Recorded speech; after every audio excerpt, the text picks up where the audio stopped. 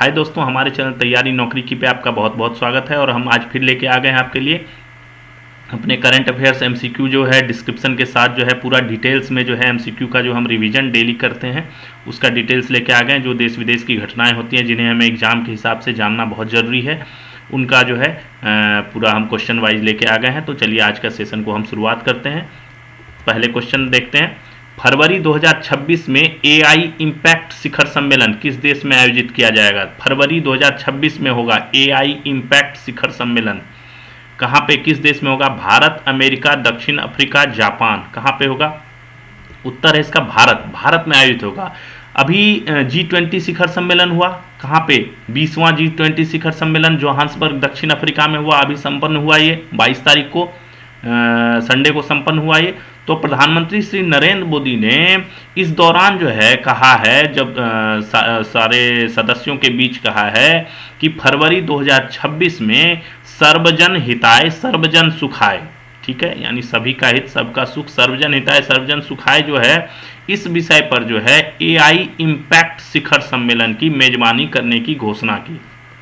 ठीक है, भारत के प्रधानमंत्री ने इसकी घोषणा की तथा G20 के सभी सदस्यों देशों को इसमें शामिल होने के लिए आमंत्रित किया। और सभी को, जो G20 के सदस्य देश हैं, उन सभी को जो है इनवाइट किया कि आप आके इसमें जो है हिस्सा लीजिए। प्रधानमंत्री ने कहा कि भारत एआई मिशन के तहत सभी लोगों तक एआई का लाभ पहुंचाने के उद्देश्य से हाई परफॉर्मेंस कंप्यूटिंग क्षमता का विकास जो है वो कर रहा है। भारत ने एआई की महत्वता को बताते हुए भारत के प्रधानमंत्री ने कहा है कि भारत में एआई मिशन चलाया जा रहा है जिसके तरफ आम लोगों तक जो है एआई का लाभ पहुंचाने के उद्देश्य से हाई परफॉर्मेंस टेक्नोलॉजी जो है वो डेवलप की जा रही है। ठीक है, तो उसी के रिगार्डिंग जो है फरवरी 2026 में एआई इम्पैक्ट शिखर सम्मेलन का आयोजन करेगा भारत, और इसमें सभी G20 के देशों से आग्रह किया गया है कि वे इसमें भाग लें। अगला क्वेश्चन देखिए। दृष्टिबाधित T20 मतलब ब्लाइंड वाला जो होता है, ब्लाइंड T20 महिला विश्व कप का खिताब किस देश ने जीता है? अभी विश्व कप चल रहा था T20 महिला विश्व कप दृष्टिबाधितों का। नेपाल, भारत, पाकिस्तान, श्रीलंका, किसने जीता है? तो ये पहली बार आयोजन था और पहली बार भारत ने ही जीता है इसे। भारत ने नेपाल को हराकर दृष्टिबाधित T20 महिला विश्व कप का पहला खिताब जो है वो जीत लिया है। यह इस विश्व कप का पहला आयोजन था, फर्स्ट ही था ये विश्व कप इन दृष्टिबाधित महिलाओं का, और यह भारत और श्रीलंका की सह मेजबानी में आयोजित किया गया। फाइनल मुकाबला कोलंबो के पी सारा ओवल स्टेडियम में खेला गया, जहां पे नेपाल को हराकर भारतीय टीम ने जो है, भारतीय महिलाओं की, दृष्टिबाधित महिलाओं की जो क्रिकेट टीम है उसने जो है ये पहला आयोजन में पहला खिताब जो है भारत ने जीत लिया है नेपाल को हराकर। ठीक है, ये मेनली ये आयोजन किया जाता है जो दृष्टिबाधित हैं, अल्प देख सकते हैं, मतलब आंशिक रूप से दृष्टिबाधित हैं, वे महिलाएं जो है इसमें खेलती हैं। ऑस्ट्रेलियन ओपन 2025 का खिताब किस खिलाड़ी ने जीत लिया? ऑस्ट्रेलियन ओपन चल रहा था 2025 का खिताब यूशी तनाका, आयुष शेट्टी, लक्ष्य सेन, किदाम्बी श्रीकांत, किसने जीता है? तो उत्तर है इसका लक्ष्य सेन। 24 वर्षीय लक्ष्य सेन है भारत के, वो उन्होंने जो है जीत लिया। भारत के बैडमिंटन स्टार है 24 वर्षीय लक्ष्य सेन ने जापान के यूसी तनाका, जो ये नंबर ऑप्शन था यूसी तनाका, ये रनर अप रहे, इनको जो है हराकर जो है ऑस्ट्रेलियन ओपन 2025 का खिताब जो है इन्होंने जीत लिया है। लक्ष्य सेन ऑस्ट्रेलियन ओपन चैंपियन बनने वाले ये दूसरे भारतीय हैं। इससे पहले 2017 में ये 4 नंबर जो ऑप्शन है किदाम्बी श्रीकांत, ये 2017 में जो है विजेता बने थे इससे पहले। और दूसरे भारतीय कौन बन गए हैं? लक्ष्य सेन। लक्ष्य सेन ने ऑस्ट्रेलियन ओपन 2025 का खिताब जीत लिया है बैडमिंटन में। सैयद मोदी इंडिया अंतर्राष्ट्रीय HSBC विश्व टूर सुपर 300 बैडमिंटन, ये सैयद मोदी इंडिया जो है बैडमिंटन चैंपियनशिप होती है 2025 किस राज्य में आयोजित हो रही है? बहुत फेमस है, इंटरनेशनल टूर है, और इसमें जो है देश विदेश के काफ़ी खिलाड़ी जो है वो भाग लेते हैं। बहुत प्रतिष्ठित प्रतियोगिता है ये सैयद मोदी बैडमिंटन चैंपियनशिप। नई दिल्ली, उत्तर प्रदेश, बिहार, राजस्थान। तो उत्तर प्रदेश इसका उत्तर प्रदेश के लखनऊ में आयोजित होगा। 25 से शुरू हो जाएगा और 30 नवंबर तक चलेगा सैयद मोदी इंडिया अंतर्राष्ट्रीय HSBC विश्व टूर सुपर 300 बैडमिंटन चैंपियनशिप। इसमें भारत के 152 खिलाड़ियों का विशाल दल जो है वो भाग ले रहा है। ठीक है, तो भारत के टैलेंट को जो है परखने का ये बहुत अच्छा एक प्लेटफॉर्म है। देश विदेश के विभिन्न देशों के खिलाड़ी आते हैं और विभिन्न रैंक के विभिन्न हायर प्रतिष्ठित जो खिलाड़ी जो है वो भी इसमें जो है भाग लेते हैं। तो इसमें अपना टैलेंट दिखाने का जो है भारतीय खिलाड़ियों को चुनने का एक बहुत अच्छा प्लेटफॉर्म होता है ये। Spy princess the life of Noor Inayat Khan. Noor Inayat Khan, ठीक है, नूर इनायत खान के बारे में आपको पता है? The life of Noor Inayat Khan पुस्तक की लेखिका, एक ये बुक है स्पाई प्रिंसेस नामक, the life of Noor Inayat Khan. ये पुस्तक किसने लिखी है? श्रावणी बसु, किरण देसाई, महाश्वेता देवी और गौरी देशपांडे लेखिका हैं। ठीक है, लेखिका कौन है? लेडीज ने लिखा है। उत्तर है Shrabani Basu. Shrabani Basu, spy princess the life of Noor Inayat Khan, इस पुस्तक की लेखिका कौन है? श्रावणी बसु। हाल ही में फ्रांसीसी डाक सेवा ला पोस्टे ने टीपू सुल्तान की वंशज है ये नूर इनायत खान के सम्मान में डाक टिकट जारी किया है। फ्रांस ने डाक टिकट जारी किया है इसके लिए, फ्रांसीसी डाक सेवा ने। ठीक है, यह सम्मान पाने वाली वह एकमात्र भारतीय मूल की महिला है। ये भारतीय मूल की महिला है नूर इनायत खान। ठीक है, ये थी क्या? ये एक अंडर कवर एजेंट थी। ठीक है, ब्रिटिश एजेंट थी, अंडर कवर। जब द्वितीय विश्व युद्ध हुआ था उस समय ये अंडर कवर एजेंट थी और उस टाइम इसने जो है अंडर कवर एजेंट के रूप में, ब्रिटिश एजेंट के रूप में जो है इसने बहुत इंपॉर्टेंट रोल निभाया था। ठीक है, फ्रांस में जब नाजीवाद का जो चक्र चल रहा था उस टाइम भी इसने उसके खिलाफ जो है अहम मुहिम छेड़ी थी। ठीक है, उसी कारण फ्रांस ने जो है इसको ये सम्मान जारी किया, इसके सम्मान में डाक टिकट जारी किया। ब्रिटेन पहले ही इसके सम्मान में डाक टिकट जारी कर चुका है, नूर इनायत खान। ठीक है, तो ये जासूस थी और अंडरकवर एजेंट थी, ब्रिटिश एजेंट। किस स्वदेशी युद्धपोत को 24 नवंबर 2025 को नौसेना में शामिल किया जा रहा है? 24 नवंबर को इसको शामिल कर लिया गया है। विक्रांत माहे महेंद्रगिरी करंज किसको किया है? माहे, ये क्वेश्चन पहले भी बताया हुआ है और फिर से बता रहे हैं आपको। युद्धपोत जो है 80% स्वदेशी सामग्री से निर्मित है ये। ठीक है, मेड इन इंडिया का ये बहुत अच्छा उदाहरण है। 80% स्वदेशी सामग्री से निर्मित है और पनडुब्बियों का तो ये दुश्मन है, यानी पनडुब्बियों को जो है ये खत्म कर देता है। तो युद्धपोत माहे को 24 नवंबर 2025 को भारतीय नौसेना में शामिल किया जा रहा है। इस श्रेणी का ये पहला युद्धपोत है, अत्याधुनिक युद्धपोत है, हर चीज इसमें मतलब बहुत लेटेस्ट है। ऐसे और 8 युद्धपोत जो है वो तैयार किए जाएंगे। इस श्रेणी के एंटी सबमरीन वारफेयर सेलो वाटरक्राफ्ट की कमीशनिंग समारोह कहाँ पे होगी? मुंबई स्थित नेवल डॉकयार्ड में इसका आयोजन किया जाए, इसको जो है नौसेना में शामिल किया जाएगा। कार्यक्रम की अध्यक्षता जो थल सेना अध्यक्ष हैं हमारे, ठीक है, अध्यक्षता थल सेना प्रमुख जनरल उपेंद्र द्विवेदी करेंगे। ठीक है, यह समुद्र की बजाय कहाँ पे? समुद्र की बजाय तटीय जल क्षेत्र या नदी मुहाने जैसे उथले पानी वाले क्षेत्रों में काम करेगा। ठीक है, यह समुद्र मतलब डीप सी के बजाय जो है तटीय वाला जो इलाका है उसके मुहानों पर और उथले पानी वाले क्षेत्रों में जो है ये काम करेगा। यह अपनी स्टील्थ क्षमता की वजह से दुश्मन की निगाह में नहीं आता है। ठीक है, छुपाव की दृष्टि से जो है ये दुश्मन की निगाह में नहीं आता। 25 नॉट प्रति घंटा की अधिकतम स्पीड से ये गश्त कर सकता है।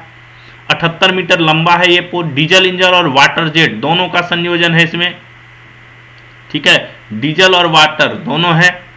अत्याधुनिक सोनार सिस्टम से समुद्र की गहराइयों में होने वाली गतिविधियों का पता लगाया जा सकेगा। जो अत्याधुनिक सोनार इसमें मतलब लेटेस्ट टेक्नोलॉजी लगी है। ठीक है, टारपीडो कई भूमिका वाली पनडुब्बी रोधी मिसाइल है इसमें। उन्नत रडार है, सोनार से लेस है। कोचिन शिपयार्ड ने इसे बनाया है माहे को, और ये जो है पश्चिमी समुद्र तट पर जो है साइलेंट हंटर की भूमिका निभाने के लिए तैयार किया गया है। ठीक है, यानी ये पश्चिमी समुद्र तट जो है भारत का, उसकी जो है सीमा चौकी जो है सीमा जो है रक्षा ये करेगा। ठीक है, इसका नाम मालाबार तट के ऐतिहासिक कस्बे माहे के नाम पर रखा गया। इसका नाम किसके नाम पर रखा गया? माहे। माहे एक मालाबार तट है, उसके पास एक ऐतिहासिक जगह है, स्थल है माहे, उसके नाम पे इसका नाम माहे रखा गया है। जहाज के शिखर पर कलारी पयट्टू की प्रतीकात्मक लचीली तलवार उरुमी को दर्शाया गया है। ये एक जो युद्ध कौशल को और इनकी मजबूती को दर्शाता है। ठीक है, ये उरुमी एक प्रतीकात्मक लचीली तलवार है, उसका जो है मोनोग्राम जो है उस पर शिखर पर जो है लगाया गया है। तो ये माहे जो है ये भारतीय नौसेना में शामिल हो रहा है। अगला, लाचित दिवस कब मनाया जाता है? लाचित दिवस बहुत इंपॉर्टेंट क्वेश्चन है। 22 नवंबर, 23 नवंबर, 24 नवंबर, 25 नवंबर कब मनाया जाता है? तो उत्तर है 24 नवंबर को मनाया जाता है। डिटेल्स देखिए इसका। 24 नवंबर को विशेषकर कहाँ पे? असम, स्पेशली ये असम में बहुत ज़्यादा उत्साह से मनाया जाता है, लेकिन पूरे भारत में भी ये मनाया जाता है। ठीक है, पूरे भारत में अब इसका जो है आयोजन किया जाता है, मनाया जाता है। अहोम वंश के सेनापति था लाचित, और ये लाचित का पूरा जो था लाचित बोड़फुकन। बोड़फुकन क्या था ना? बोड़फुकन एक सैन्य पद था। जो अहोम वंश था उसमें प्रशासन का उच्च सैन्य पद को बोड़फुकन कहा जाता था। ठीक है, तो लाचित बोड़फुकन के साहस और नेतृत्व क्षमता को श्रद्धांजलि देने के लिए ये मनाया जाता है। ठीक है, ये बहुत वीर पुरुष थे। अहोम वंश की उत्पत्ति कहाँ पे हुई? असम के ब्रह्मपुत्र नदी घाटी में हुआ था। वो अहोम वंश का बहुत लंबे समय 13 से 19वीं सदी तक, लगभग 1860 ईस्वी के आसपास तक जो है इनका शासन रहा। ठीक है, इनकी राजधानी कहाँ थी? गढ़गांव में थी, जिस पर किसने? मीर जुमला जो मुगलों का था, वो 1662 ईस्वी में उसने जो है इस पर आक्रमण कर लिया और कब्जा कर लिया। 1615 से 1682 के बीच अहोम वंश के राजाओं और मुगलों के बीच कई युद्ध हुए। 1615 से 1682 के बीच मेनली जो है अहोम वंश और मुगलों के बीच काफ़ी लड़ाई हुआ। इसमें सबसे महत्वपूर्ण लड़ाई जो था वो 1671 का सराई घाट का युद्ध था। ठीक है, ये ब्रह्मपुत्र नदी की घाटी पे हुआ, जिसमें कौन था? मुगलों की सेना का नेतृत्व कौन कर रहा था? जयपुर के राजा राम सिंह कर रहे थे, और अहोम वंश का सम्राट था स्वर्गदेव चक्रध्वज सिंहा, और यही जो है अपना प्रमुख सेनापति था अहोम सेना का, लाचित बोड़फुकन। ठीक है, इसकी अगुवाई में जो है असम की अहोम सेनाओं ने मुगल की सेनाओं को परास्त कर दिया, और पूर्वोत्तर भारत जो नॉर्थ ईस्ट भारत में है उनका विस्तार को जो है रोक दिया। ठीक है, 1672 में एक साल बाद ही जो है इनका निधन हो गया। तो बोड़फुकन अहोम प्रशासन का उच्च सैन्य पद था। ये जो है नाम है अचित तो नाम है, और बोड़फुकन जो है वो लाचित नाम है, और बोड़फुकन जो है वो इनका सैन्य पद है एक। ठीक है, लाचित बोड़फुकन। यह दिवस उन वीर पुरुषों के सम्मान में मनाया जाता है जिन्होंने बाहरी आक्रमणकारियों से अपनी भूमि की रक्षा की। यानी ये जो लाचित दिवस है यह इसलिए मनाया जाता है कि उन पुरुषों को श्रद्धांजलि देने के लिए, उन पुरुषों के सम्मान में मनाया जाता है जो क्या? बाहरी आक्रमणकारियों से अपनी भूमि की रक्षा किया है। उनके सम्मान में जो है ये लाचित दिवस मनाया जाता है। हर बार 24 नवंबर को जो है मनाया जाता है। अगला क्वेश्चन, दुबई एयर शो 2025 में किस देश ने दुनिया का पहला सबमरीन शिकारी ड्रोन का प्रदर्शन किया? अमेरिका, रूस, फ्रांस, चीन। किसने किया? तो ये काम किया है चीन ने। चीन ने दुबई एयर शो 2025 में अपना नया ऑटोनोमस ड्रोन, नाम दिया है इसका विंग लुंग एक्स, विंग लुंग एक्स। ठीक है, इसको प्रदर्शित किया। यह क्या है? दुनिया का पहला ड्रोन है जो पूरी तरह खुद से पनडुब्बी रोधी ऑपरेशन कर सकता है। यानी सेल्फ ये पनडुब्बी रोधी ऑपरेशन कर सकता है, खुद ही पनडुब्बी को ढूंढकर हमला कर सकता है, सेल्फ से सारे ऑपरेशन कर सकता है। 40 घंटे तक कंटिन्यू ये उड़ सकता है। और कितनी फीट की ऊंचाई से ऑपरेट हो सकता है? 32,808 फीट की ऊंचाई से ये ऑपरेट कर सकता है। तो इसको जो है शिकारी ड्रोन कहा गया है। ठीक है, नाम दिया गया है इसको विंग लुंग एक्स। ठीक है, चीन ने इसका प्रदर्शन किया है दुबई एयर शो में। ताना रीरी संगीत महोत्सव किस राज्य में आयोजित किया जाता है? ताना रीरी, दो नाम है, ताना और रीरी अलग अलग है। संगीत महोत्सव है, वार्षिक संगीत महोत्सव है और बहुत प्रतिष्ठित संगीत महोत्सव है। गुजरात, उत्तर प्रदेश, राजस्थान, बिहार। उत्तर है इसका गुजरात। गुजरात के वडनगर कौन सा है? प्रधानमंत्री नरेंद्र मोदी जी का गृह नगर है वडनगर। वहां पर गुजरात सरकार संगीत अकादमी और मेहसाना जिला प्रशासन की साझेदारी से ताना रीरी संगीत महोत्सव मनाया जाता है। ताना अलग है, रीरी अलग है, संगीत महोत्सव मनाया जाता है। यह एक वार्षिक उत्सव है जो आमतौर पर कब मनाया जाता है? कार्तिक महीने के 9वें और 10वें दिन मनाया जाता है। ठीक है, कार्तिक महीना का 9वां और 10वां दिन जो है ये मनाया जाता है। वर्ष 2025 का ये महोत्सव 22 नवंबर को यहाँ लोग गोलाकार बैठक में संगीत का आनंद लेते हैं। ठीक है, 22 नवंबर को हुआ और यहाँ पे लोग कैसे संगीत का आनंद लेते हैं। ठीक है, इस महोत्सव की शुरुआत कब हुई थी? 2003 ईस्वी में। किसने किया? तत्कालीन मुख्यमंत्री थे वहाँ के नरेंद्र मोदी ने शुरू किया। 2010 में जो है इसका संगीत सम्मान देने का भी शुरुआत कर दिया। ताना रेड्डी संगीत सम्मान पुरस्कार भी दिया गया। इस वर्ष का यह पुरस्कार किसको दिया गया है? सुश्री कलापिनी कोमकली को। ये गायिका हैं कलापिनी कोमकली, इनको ये पुरस्कार ताना रेड्डी संगीत पुरस्कार जो है दिया गया है। ताना रेड्डी जो है वडनगर की संगीतज्ञ बहनें थी और एक किंवदंती है और कथा ये है कि तानसेन के गुरुजी का जब देहांत हो गया था तो उन्होंने जो है दीपक राग छेड़ा था, तो उससे जो उनके शरीर में जो है तपन शुरू हो गई थी, ज्वर का प्रभाव हो गया था, शरीर गर्म हो गया था और काफ़ी उन्हें बेचैनी हो गई थी।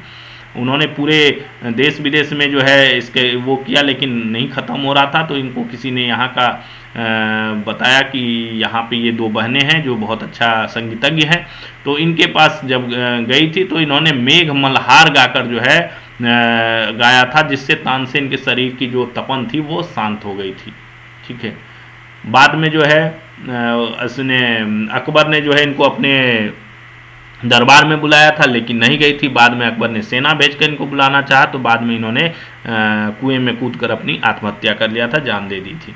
ठीक है, तो उन्हीं की स्मृति में ये महोत्सव जो है मनाया जाता है। भारत और दक्षिण अफ्रीका के बीच होने वाले 3 मैचों की वनडे सीरीज में भारतीय टीम का कप्तान किसे नियुक्त किया गया है? कप्तान कौन बना है?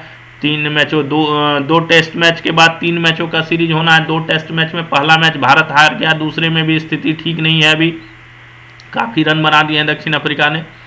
तो अभी उसके बाद जो है 3 मैचों का वनडे सीरीज होना है, तो उसके लिए टीम का जो डिसाइड हो गया है उसमें कप्तान किसको नियुक्त किया गया है? ऋषभ पंत, केएल राहुल, शुभमन गिल, विराट कोहली। उत्तर है इसका केएल राहुल को। भारत और दक्षिण अफ्रीका के बीच होने वाले 3 मैचों की वनडे सीरीज में केएल राहुल को जो है भारतीय टीम का कप्तान नियुक्त किया गया। पहला वनडे कब होगा? 30 नवंबर को रांची में, दूसरा वनडे 3 दिसंबर को रायपुर में और तीसरा वनडे 6 दिसंबर को विशाखापट्टनम में। निम्नलिखित देशों में से कौन संयुक्त राष्ट्र सुरक्षा परिषद का स्थायी सदस्य नहीं है? ये क्वेश्चन पहले भी आया हुआ है, अभी इसमें और भी चीज़ें कुछ ऐड किया है मैंने, उसको बताने के लिए क्वेश्चन डिस्कस कर रहे हैं अभी। भारत, ब्रिटेन, चीन, फ्रांस। उत्तर पता ही होगा, भारत परमानेंट सदस्य नहीं है। कौन कौन है परमानेंट सदस्य इसमें? तो ब्रिटेन, अमेरिका, रूस, चीन और फ्रांस, इसके 5 परमानेंट सदस्य हैं। 10 अस्थायी सदस्य होते हैं जो हर साल जो है वो चेंज होते हैं वोटिंग के आधार पर। भारत के अलावा जो है जर्मनी, ब्राज़ील और जापान यूएन सिक्योरिटी काउंसिल के अस्थायी सीट के लिए दावेदार देश है। भारत तो है ही, इसके अलावा जर्मनी, ब्राज़ील और जापान भी जो है इस सुरक्षा परिषद के लिए जो है परमानेंट सीट के लिए जो है अपनी दावेदारी पेश कर चुका है, इसलिए इन्हें G4 कहा जाता है। G4 है ना, ग्रुप 4 कहा जाता है इनको, भारत, जर्मनी, ब्राज़ील और जापान को।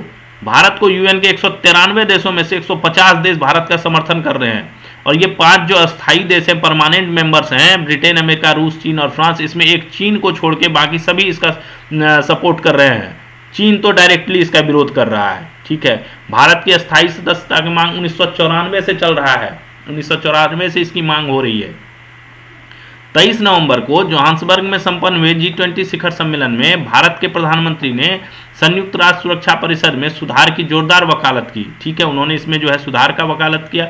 G20 के अलावे इब्सा क्या हुआ? इब्सा एक 4 देशों का जो है 3 देशों का जो है एक वो ग्रुप को बना दिया गया, उसका नाम दे दिया गया इब्सा। I से हो गया इंडिया, B से ब्राज़ील और SA से हो गया साउथ अफ्रीका। ठीक है, तो भारत, ब्राज़ील, दक्षिण अफ्रीका, इन तीनों ने जो है एक बढ़िया जो है एक एकता, सहयोग और मानवता का संदेश देने के लिए जो है इब्सा का जो है गठन किया है। ठीक है, तो ब्राज़ील के राष्ट्रपति कौन थे? लुला डी सिल्वा। और दक्षिण अफ्रीका के राष्ट्रपति कौन थे? Cyril Ramaphosa. ठीक है, और भारत के प्रधानमंत्री तो थे ही श्री नरेंद्र मोदी। तो इन तीनों ने मिलकर जो है G20 के सम्मेलन के दौरान ही एक अलग से भी बैठक की इब्सा की। ठीक है, पंडित दीनदयाल उपाध्याय राष्ट्रीय कल्याण कोष योजना के तहत कमजोर आर्थिक हालात में रहने वाले खिलाड़ियों को एक मुश्त कितनी राशि की सहायता प्रदान की जाती है? पंडित दीनदयाल उपाध्याय राष्ट्रीय कल्याण कोष योजना, ठीक है, एक योजना है ये भारत सरकार की। इसके तहत आर्थिक हालात में कमजोर आर्थिक हालात वाले खिलाड़ियों को कितनी राशि दी जाती है? 1 लाख, 5 लाख, 8 लाख, 10 लाख? 5 लाख ख उत्तर है इसका। पंडित दीनदयाल उपाध्याय राष्ट्रीय कल्याण कोष योजना एक केंद्र सरकार की योजना है, सेंट्रल की योजना है ये, जो क्या करती है? सेवानिवृत्त जो रिटायर हो गए हैं या पूर्व खिलाड़ी जो हैं कोच, सहायक कर्मी जो होते हैं, अंपायर, रेफरी, जिन्होंने क्या किया है, राष्ट्रीय या अंतर्राष्ट्रीय स्तर पर भारत का प्रतिनिधित्व, यानी कि या तो नेशनल लेवल पे या इंटरनेशनल लेवल पे भारत का जो इन्होंने प्रतिनिधित्व किया है, उनको आर्थिक सहायता प्रदान करने हेतु ये चलाई जाती है योजना। ठीक है, योजना में क्या है, कमजोर आर्थिक हालात में रहने वाले खिलाड़ियों को एक मुश्त अधिकतम 5 लाख की राशि प्रदान की जाती है, मैक्सिमम 5 लाख की राशि जो है इसमें दी जाती है। इस योजना के तहत मासिक पेंशन 5,000 रुपये दी जाती है और मंथली पेंशन कितना है इसमें, 5,000 रुपये। खेल या प्रशिक्षण के दौरान अगर चोट लग जाती है तो उसमें 10 लाख की सहायता दी जाती है और मृतक खिलाड़ियों के गरीब आश्रितों को, डिपेंडेंट्स को जो है अधिकतम 5 लाख का जो इसमें सहायता दिया जाता है। कोई मेडिकल असिस्टेंस के लिए, चिकित्सा सहायता के लिए इसमें मैक्सिमम 10 लाख का प्रोविजन किया गया है और कोच और या जो असिस्टेंट होते हैं, कोच या सहायक कर्मी होते हैं, उनको मैक्सिमम 2 लाख की ही सहायता प्रदान की जाती है। बाकी ऊपर वाली जितनी चीजें हैं वो खिलाड़ियों के लिए है। तो ये पंडित दीनदयाल उपाध्याय राष्ट्रीय कल्याण कोष योजना है, जो आर्थिक हालात से, आर्थिक रूप से कमजोर खिलाड़ी हैं, उनको जो है एक फाइनेंशियल असिस्टेंस के तौर पर जो है भारत सरकार द्वारा प्रदान की जाती है। किस राज्य में धान खरीद घोटाले की संख्या में वृद्धि को देखते हुए प्रत्येक बोरी पर QR कोड लगाने का निर्णय किया गया है? क्या हुआ कि धान खरीदी में काफी घोटाला हो जा रहा था, तो उन्होंने आगे से हर फसल, रबी और खरीफ की दोनों फसल की खरीद बिक्री को मॉनिटरिंग करने के लिए जो है QR कोड हर बोरी पे लगा के, जिससे उसको ट्रैक किया जा सके। पंजाब, हरियाणा, बिहार, उत्तर प्रदेश, हरियाणा सरकार ने धान खरीद घोटाले की संख्या में वृद्धि को देखते हुए प्रत्येक बोरी पर QR कोड लगाने का निर्णय किया है। इसके तहत क्या होगा, अगले सीजन से रबी एवं खरीफ की फसल की खरीद के दौरान प्रत्येक बोरी पर बार कोड होगा, जिससे क्या होगा, फर्जीवाड़ा नहीं हो सकेगा। बार कोड लगा हुआ होगा, उसी से ट्रैक हो जाएगा कि ये फसल कहाँ से आया है, कहाँ भेजा जा रहा है, किस मिल में गया है, और क्या होगा, वो बोरी पर लगे बार कोड से ही ट्रैक हो जाएगा। ठीक है, तो इससे जो फर्जीवाड़ा होता है, इधर का फसल उधर चला जाता है, उसमें जो है काफ़ी कमी होगी। दिव्यांग लोगों को घर बैठे रोबोट से कैफे के काम को पूरा करने हेतु डॉन अवतार रोबोट कैफे किस देश में चलाया जाता है? क्या है, दिव्यांग लोगों के लिए बेसिकली ये बनाया गया है, जो घर से जो फिजिकली कहीं नहीं जा पाते हैं, उनके लिए विशेषकर है। घर बैठे ही वो जो है रोबोट के माध्यम से जो है कैफे का काम को चलाते हैं। अमेरिका, चीन, जापान, इंग्लैंड, किसने किया है? तो उत्तर है जापान। जापान के टोक्यो में डॉन अवतार रोबोट कैफे चलाया जाता है। इसमें क्या है, दिव्यांग व्यक्ति घर बैठे रोबोट वेटर को रोबोट कंट्रोल करते हुए कैफे के सारे काम करते हैं। इसका कहने का तात्पर्य ये है कि जैसे कैफे है, उसमें जैसे वेटर जाता है तो नॉर्मल वेटर के जगह पे वहाँ पे रोबोट्स रहते हैं। इस रोबोट्स का जो टेक्निक्स है उसको ओरिहाइम कहा गया है, ओरिहाइम रोबोट्स कहा गया है। ठीक है, और जो दिव्यांग लोग हैं वो घर बैठे लैपटॉप, आई ट्रैकिंग या छोटे छोटे कंट्रोलर्स हैं रोबोट्स के, उनके जरिए इनको चलाते हैं। इन रोबोट्स में जो है कैमरे लगे हुए हैं, ईयरफोन्स लगे हुए हैं, सब कुछ लगे हुए हैं, जिससे ये बातों को सुन के और सारी एक्टिविटी करता है। ग्राहक जब उससे बात करता है तो उसको ये महसूस ये लगता है कि वो इंसान से ही बात कर रहा है। ठीक है, रोबोट दिखता है लेकिन लग रहा है कि वो बातें इंसान से ही होती है। ठीक है, तो यह 2021 से चलाया जा रहा है और इसके संस्थापक केंतारो योशीफुजी हैं। ठीक है, तो ये दिव्यांग लोगों को फाइनेंशियली सपोर्ट करने के लिए और एक्टिव रहने के लिए, लाइफ में एक्टिव रहने के लिए ये बहुत अच्छा प्लेटफॉर्म बनाया गया है।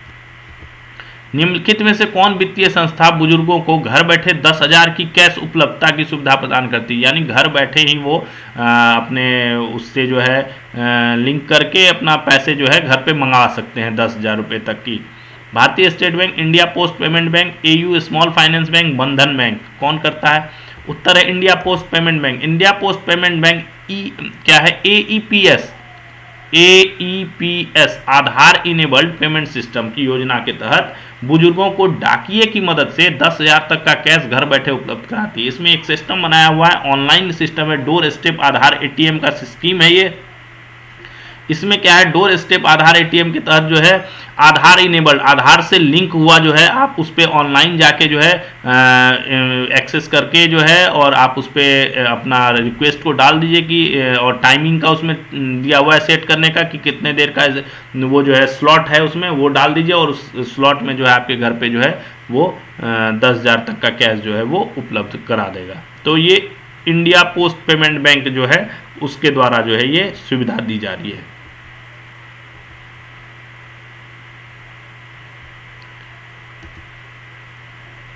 अगला क्वेश्चन देखते हैं, कौन सी संस्था देश में निःशुल्क कानूनी सेवाएं प्रदान करती है? निःशुल्क कानूनी सेवाएं, ठीक है, और मामलों के शीघ्र समाधान के लिए लोक अदालतों का आयोजन करती है। ठीक है, निःशुल्क कानूनी सेवाएं भी देता है और शीघ्र समाधान के लिए लोक अदालतों का भी ये आयोजन करता है। कौन करता है? राष्ट्रीय विधिक सेवा प्राधिकरण। ठीक है, उत्तर है इसका राष्ट्रीय विधिक सेवा प्राधिकरण। डिटेल्स देखिए, राष्ट्रीय विधिक सेवा प्राधिकरण क्या कहा जाता है इसको? नालसा, नालसा भी कहा जाता है, national legal services authority, national legal services authority, NALSA. क्या है? एक वैधानिक निकाय है। ठीक है, वैधानिक निकाय है, लॉ एजेंसी है, जो देश में क्या करते हैं? निःशुल्क कानूनी सेवाएं प्रदान करती है। ये फ्री ऑफ कॉस्ट जो है कानूनी सेवाएं जो है वो देता है, और मामलों के शीघ्र समाधान के लिए लोक अदालतों का आयोजन करती है। ठीक है, इसकी स्थापना कब हुई थी? 9 नवंबर 1995 को इसकी स्थापना हुई थी। किसके अधिनियम के तहत? विधिक सेवा प्राधिकरण अधिनियम 1987 के तहत इसकी स्थापना की गई थी। भारत के मुख्य न्यायाधीश इसके मुख्य संरक्षक होते हैं। जो भी मुख्य न्यायाधीश होंगे वो उसके मुख्य संरक्षक हो गए। अभी वर्तमान मुख्य न्यायाधीश जस्टिस सूर्यकांत हो गए हमारे चीफ जस्टिस ऑफ इंडिया 53वें, तो वो जो है इसके मुख्य संरक्षक होंगे। और सर्वोच्च न्यायालय का जो दूसरा सेकेंड हाईएस्ट न्यायाधीश होगा वो इसका कार्यकारी अध्यक्ष होते हैं, राष्ट्रीय विधिक सेवा प्राधिकरण का।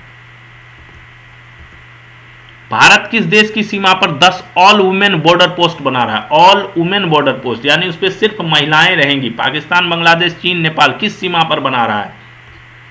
चीन। भारत चीन सीमा पर आईटीबीपी बना रही है इसको, Indo Tibet border police force. ठीक है, आईटीबीपी जो है वो बना रही है, 10 ऑल वुमेन बॉर्डर पोस्ट बना रही है। इसमें क्या है? आईटीबीपी के डीजी हैं अभी प्रवीण कुमार, उन्होंने जो है कहा है कि महिलाओं की भूमिका बढ़ाने की दिशा में जो है लद्दाख के लुकुग और हिमाचल प्रदेश के थांगी में, ध्यान रखिएगा, लद्दाख में और हिमाचल प्रदेश में जो है शुरू हो गया है ये 2 ऑल वुमेन पोस्ट बनाई जा रही है, और 8 पोस्ट जो है जल्द ही शुरू किया जाएगा इसी तरह की। तो total 10 all women border post जो है बनाया जाएगा। इसमें सिर्फ महिलाएं इस पोस्ट पे होंगी। लद्दाख के लुकुग में और हिमाचल प्रदेश के थांगी में अभी ये शुरू हो गया है।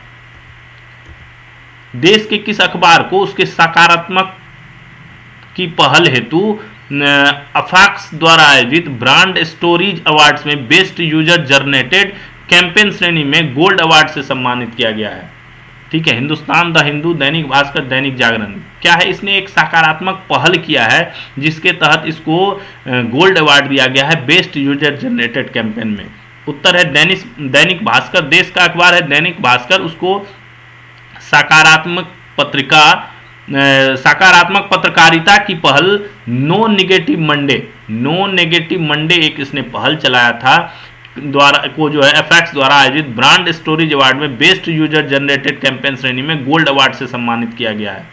यह पहल भारतीय मीडिया में पॉजिटिव खबरों को मुख्य धारा में लाने के लिए किया गया है। ठीक है, इसने एक पहल की है कि मंडे को जो है कोई भी निगेटिव तरह के जो है खबर को प्रकाशित नहीं किया जाएगा और मोटिवेशनल चीज़ों को प्रकाशित किया जाएगा। ठीक है, पॉजिटिव चीज़ों को जो है प्रकाशित किया जाएगा। यह पहल करने वाला यह दुनिया का पहला अखबार है जिसने इस टाइप का ये पहल जो है किया है। पुरस्कार का यह तीसरा संस्करण था, 2023 से ही ये पुरस्कार देना शुरू किया गया है और इस बार जो है ये दैनिक भास्कर को मिला है। राष्ट्रीय काजू दिवस कब मनाया जाता है? 23, 24, 22, 25 कब मनाया जाता है? पता होगा आपको, 23 नवंबर को। 23 नवंबर को प्रतिवर्ष राष्ट्रीय काजू दिवस मनाया जाता है। यह एक बीज है, ये क्वेश्चन आ जाता है साइंस वाले उसमें जो है क्वेश्चन आ जाता है, जैसे काजू क्या है? फल, बीज, तना, फूल क्या है? तो उसमें ये ध्यान रखने वाली चीज़ है कि यह एक जो है बीज है, बीज। ठीक है, सीड है ये। इसकी उत्पत्ति ब्राजील में हुई तथा 1560 से 1565 के बीच पुर्तगालियों ने इसे जो है भारत में लाया और गोवा में लाकर इसको पहले बार लगाया था।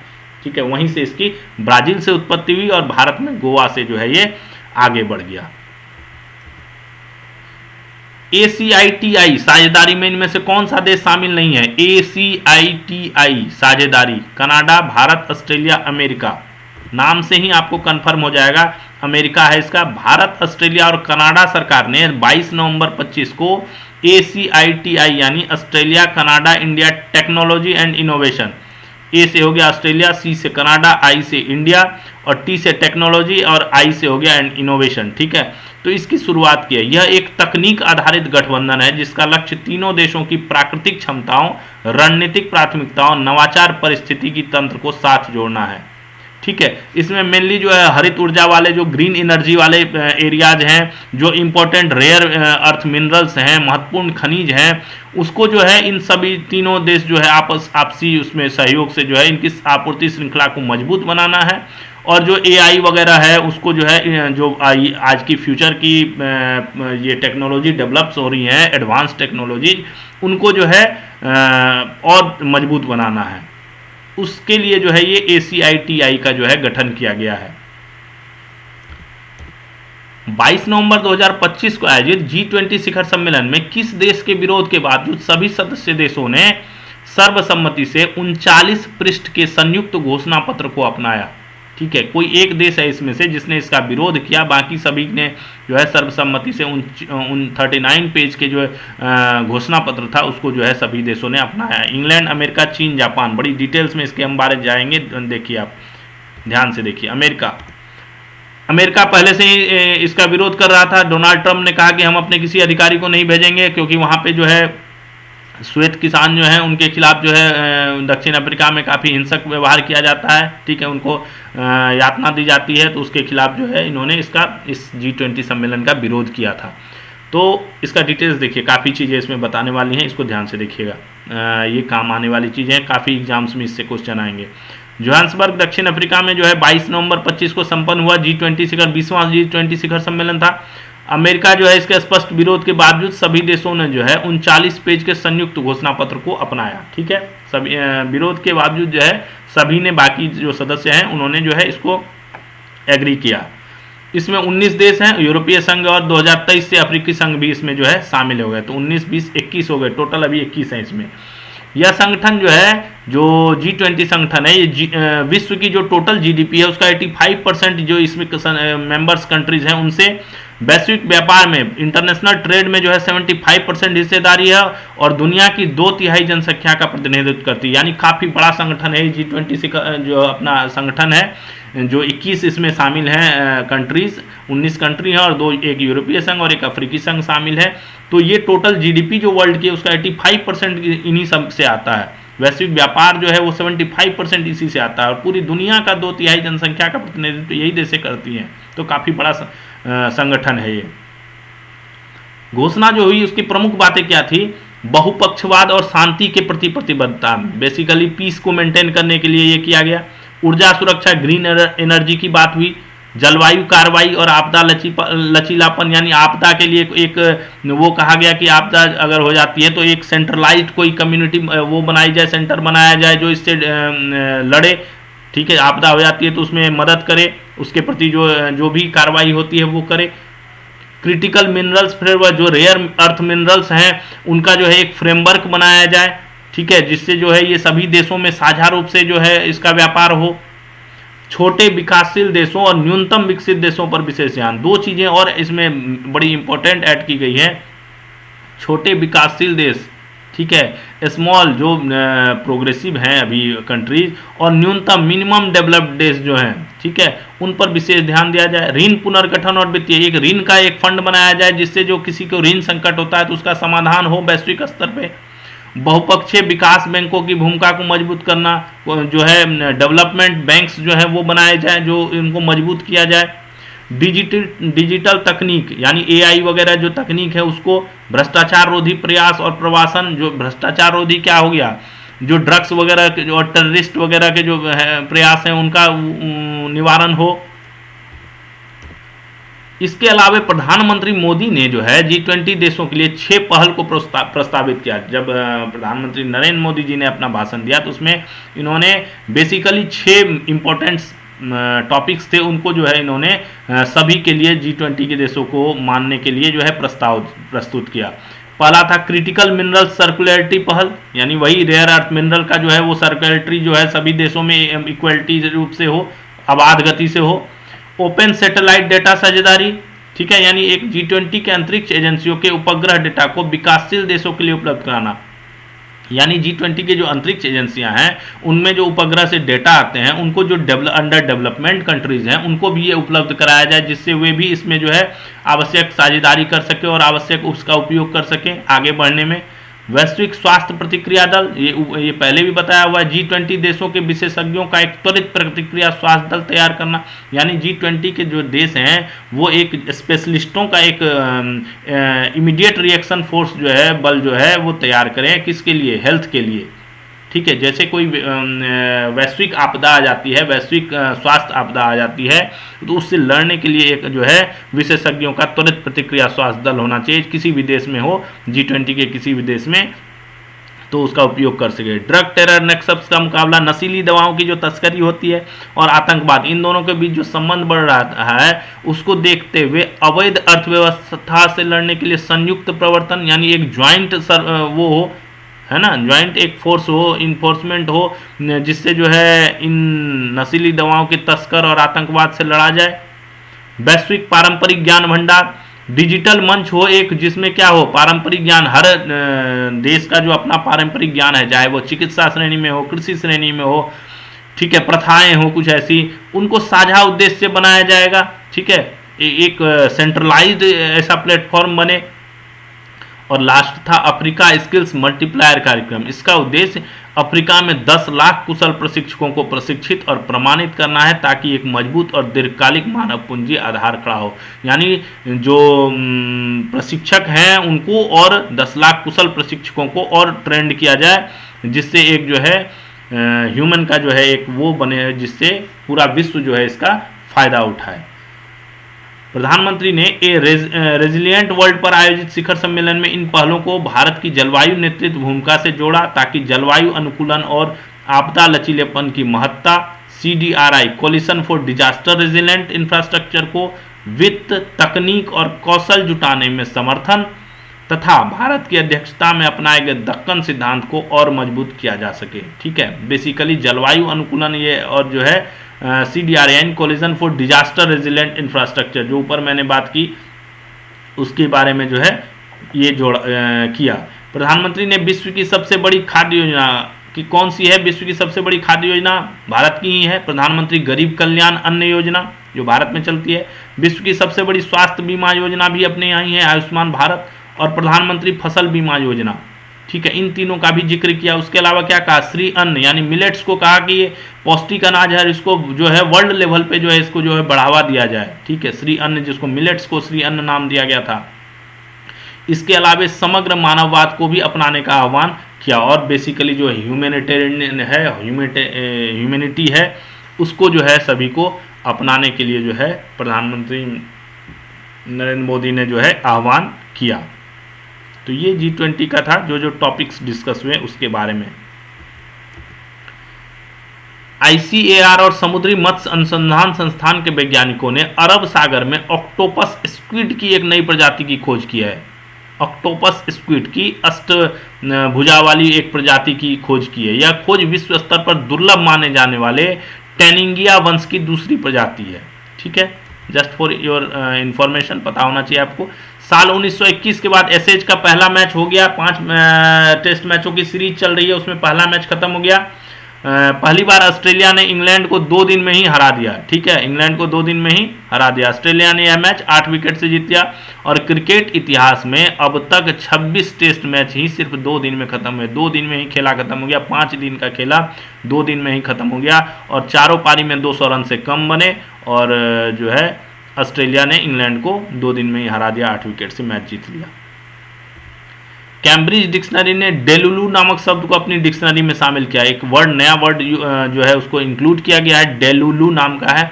यह डिल्यूजनल शब्द से बना है, जिसका मतलब होता है ऐसी सोच या विश्वास रखना जो सच्चाई से बहुत अलग हो।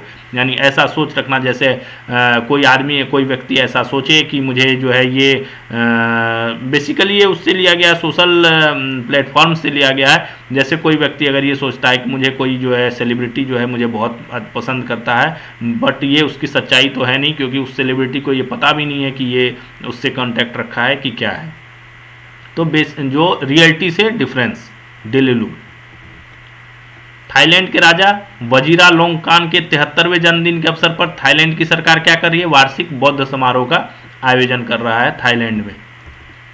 वित्त मंत्रालय 3 सरकारी बीमा कंपनी जो है अपने यहाँ ओरिएंटल इंश्योरेंस, नेशनल इंश्योरेंस और यूनाइटेड इंडिया इंश्योरेंस, इन तीनों को जो है विलय करके एक कंपनी बनाने पर विचार कर रही है, जिसका उद्देश्य वित्तीय स्थिति में सुधार करना है। तीनों कंपनियां घाटे में चल रही हैं। पिछले बार बजट में भी इनके लिए काफ़ी पैसे दिए गए थे इनको वित्तीय स्थिरता को सुधारने के लिए, लेकिन वो अभी कोई काम हो नहीं रहा है। तो वित्त मंत्रालय इनको तीनों को विलय करने पर विचार कर रही है। जस्टिस सूर्यकांत ने 24 नवंबर को जो है 53वें मुख्य न्यायाधीश के रूप में शपथ ले लिया है। BR गवई साहब जो 52वें मुख्य न्यायाधीश थे, उनका कार्यकाल 23 नवंबर को समाप्त हो गया, और ये नए वाले जो जस्टिस सूर्यकांत हैं ये 9 फरवरी 2027 तक इस पद पर जो है रहेंगे, यानी 65 वर्ष की आयु पूरा होने तक ये इस पद पे रहेंगे। न्यूजीलैंड की नताली पेन पहली सैन्य म्यूजिशियन है जो अंटार्कटिका में तैनात हुई। ये सैन्य म्यूजिशियन है, ठीक है, लेकिन पहली है न्यूजीलैंड की जो अंटार्कटिका में, इससे पहले कोई सैन्य म्यूजिशियन तैनात नहीं हुआ था। नागपुर ग्रामीण के एसपी हैं हर्ष ए पोद्दार। इन्होंने एक AI सिस्टम डेवलप किया है मार्वल नाम से, मार्वल AI सिस्टम डेवलप किया है। वो क्या करेगी? भीड़ में हथियार पहचान लेगी, लोगों की संख्या को गिन लेगी और खतरे का अंदाजा लगाने जैसे काम खुद कर सकता है। ये ऐसा AI सिस्टम इन्होंने मार्वल नाम से तैयार किया है। इस प्रयास से नागपुर देश का पहला AI जिला बन गया है, ठीक है। ये कहा जा रहा है कि ये देश का पहला AI जिला है। फेसबुक ने ग्रुप यूजर्स के लिए एक फीचर लॉन्च किया है, निकनेम पार्टिसिपेशन। इसके तहत क्या होगा? यूजर प्रोफाइल फोटो और नाम को छिपाकर निकनेम से पोस्ट, कमेंट और रिप्लाई कर सकेंगे, ठीक है। एक हाइड का ऑप्शन दिया है इन्होंने, जिससे अपना रियल चीज़ को आप हाइड करके कोई निकनेम से आप जो है पोस्ट, कमेंट और रिप्लाई कर सकते हो। किसमें? ग्रुप्स में। अब ये श्वेत क्रांति के बारे में थोड़ा सा जान लेते हैं। लास्ट चीज़ है श्वेत क्रांति। इसका डिटेल्स आप थोड़ा सा जान लीजिए, ये बहुत इंपॉर्टेंट है। श्वेत क्रांति के जनक किसको कहा जाता है? डॉक्टर वर्गीज कुरियन। श्वेत क्रांति था क्या? दुग्ध उत्पादन का क्रांति था श्वेत क्रांति। ऑपरेशन फ्लड याद होगा। इन्होंने इसकी मदद से भारत को दुनिया में मजबूत दुग्ध उत्पादक बना दिया, ठीक है। इसी क्रांति की मदद से भारत जो है दुनिया में सबसे मजबूत दुग्ध उत्पादक बन गया। इनका जन्म 26 नवंबर 1921 को केरल के कोझिकोड में हुआ था। 1943 में मैकेनिकल इंजीनियरिंग पूरी करने के बाद टाटा स्टील में अप्रेंटिस रहते हुए इन्हें डेयरी इंजीनियरिंग की स्कॉलरशिप मिल गई। डेयरी इंजीनियरिंग का इनको छात्रवृत्ति मिला। तो उसके लिए ये कहाँ चले गए? अमेरिका के मिशिगन स्टेट यूनिवर्सिटी। वहाँ से ये MS करके वहाँ से पूरा किया इन्होंने मैकेनिकल इंजीनियरिंग का। 49 में ये भारत आए, और जो इनको क्या था ना, उस टाइम क्या होता था, कॉन्ट्रैक्ट होता था कि अगर आपको ये स्कॉलरशिप दिया गया है तो उसके बदले जो है आपको इस पोस्ट पे जो है काम करना पड़ेगा। तो जब इनका छात्रवृत्ति के बदले इन्हें जो है गुजरात के खेड़ा जिले के आनंद में जो है डेयरी डिवीजन के अधिकारी के रूप में इनको नियुक्त किया गया। इस दौरान उन्होंने देखा कि इस दौर में आनंद और आसपास के दुग्ध उत्पादकों को सही दाम नहीं मिल रहा था। रेट का जो है बड़ा डिफरेंस चल रहा था इनके बीच में। काफ़ी अपना वो भी थे, स्थानीय नेताओं ने काफ़ी इसके प्रति प्रचार प्रसार भी कर रखा था, काफ़ी आंदोलन भी हो रहे थे। तो उस वहीं के एक स्थानीय नेता थे त्रिभुवन दास, उनके साथ मिलकर इन्होंने क्या किया? खेड़ा जिला सहकारी दुग्ध उत्पादक संघ बनाया। खेड़ा जिला सहकारी दुग्ध उत्पादक संघ बनाया, जो आगे चलकर क्या बन गया? आनंद मिल्क यूनियन लिमिटेड, यानी अमूल। अमूल का फुल फॉर्म हो गया आनंद मिल्क यूनियन लिमिटेड, ठीक है। 1955 में अमूल बटर लॉन्च हुआ। तत्कालीन उस टाइम प्रधानमंत्री थे लाल बहादुर शास्त्री। ये इनसे काफ़ी प्रभावित हुए और इस मॉडल को इन्होंने पूरे देश में लागू करने को कहा, और उसी के तहत जो है, उसी आदेश के तहत जो है नेशनल डेयरी डेवलपमेंट बोर्ड का जन्म हुआ, ठीक है। राष्ट्रीय डेयरी डेवलपमेंट बोर्ड का जो है, डेयरी विकास बोर्ड का वो जन्म हुआ। डॉक्टर वर्गीज कुरियन इससे के पहले अध्यक्ष, और इसका पहला चेयरमैन कौन बने? डॉक्टर वर्गीज कुरियन। 1970 में ऑपरेशन फ्लड ने इन्हें देश भर में मिल्कमैन के नाम से मशहूर किया। यही ऑपरेशन फ्लड चला था जो श्वेत क्रांति वाला। 1964 में इन्हें सामुदायिक नेतृत्व के लिए रेमन मैग्सेसे पुरस्कार मिला 1964 में इन्हें। 65 में पद्मश्री मिला, 66 में पद्म भूषण मिला, 99 में पद्म विभूषण जो सर्वोच्च नागरिक सम्मान होता है वो मिला। ठीक है, और 9 सितंबर 2012 को नडियाड गुजरात में इनकी मृत्यु हो गई। 9 सितंबर 2012 को इनकी मृत्यु हो गई। इस वर्ष क्या है, श्वेत क्रांति के जनक की 104वीं जयंती है। 104 साल हो गए इनको, इनकी जयंती को। इनका जन्म जो हुआ था ये 26 नवंबर को हुआ था, तो इस 26 नवंबर को इनकी जो है 104वीं जयंती है। तो आपको श्वेत क्रांति के जनक डॉक्टर वर्गीज कुरियन के बारे में पता होना चाहिए। तो ये था आज का सेशन दोस्तों। आपको आज का सेशन कैसा लगा जरूर बताइए, और अपने दोस्तों को शेयर कीजिए। इससे नोट्स बनाइए आप। इसका PDF जो है वो डिस्क्रिप्शन में डाल दिया गया है, आप उसके टेलीग्राम चैनल पे जाके वहाँ से डाउनलोड कर लीजिएगा और इसके नोट्स बना लीजिए आप। आपको काफ़ी मदद करेंगे। कल हम फिर मिलेंगे नए सेशन के साथ, नए करंट अफेयर्स के साथ। तब तक के लिए थैंक्स फॉर वॉचिंग। तैयारी नौकरी की। जय हिंद।